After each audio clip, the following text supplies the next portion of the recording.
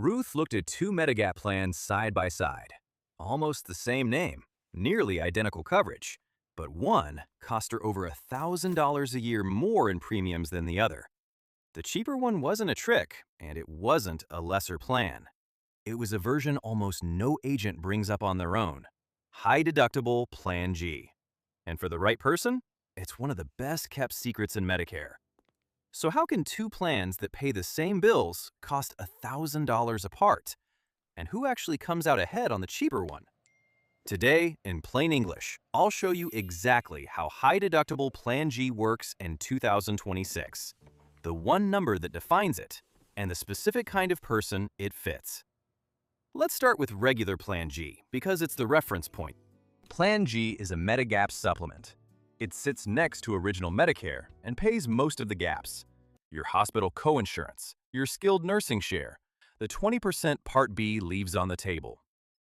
The one thing Standard Plan G does not cover is the annual Part B deductible, which in 2026 is $283. Pay that, and Plan G handles almost everything else. For that peace of mind, you pay a monthly premium. Now the high-deductible version. It covers the exact same things as regular Plan G. Same benefits, same protection at the end. The difference is one number. Before the plan starts paying, you cover a deductible. And in 2026, that deductible is $2,950. Once your out-of-pocket costs reach that figure, High-Deductible Plan G kicks in and behaves just like regular Plan G for the rest of the year. So the trade is simple to state. Regular Plan G, higher premium every month, tiny deductible. High-Deductible Plan G, much lower premium, but you're on the hook for up to $2,950 first. Same ceiling of protection, very different path to get there. So who wins with the high-deductible version? This is where it gets practical. Think about a healthy year. If you rarely see a doctor and your medical bills stay low, you may never come close to that deductible, which means all you really paid was the low premium. Across a year, that can save you well over $1,000 compared to the standard plan. The high-deductible version rewards people who are relatively healthy, who have savings they could tap for that deductible if a bad year hit, and who'd rather keep the premium money in their own pocket most years. And who should be cautious? If you have chronic conditions, frequent hospital stays, or you know your medical costs run high, you'll likely hit that deductible every single year. So you're paying the full $2,950 and you don't have the smooth, everything-covered feeling of the regular plan. For a heavy user of care, the standard Plan G often wins. The high-deductible plan is protection against a catastrophe, not a cushion for everyday visits. Here's the quiet reason you rarely hear about it. An agent's commission is usually a percentage of the premium, and high-deductible Plan G has a low premium. So the plan that might save you the most money happens to be the plan that pays the person selling it the least. It's not a conspiracy, it's just an incentive that keeps a good option out of a lot of conversations, which is exactly why it's worth asking about by name.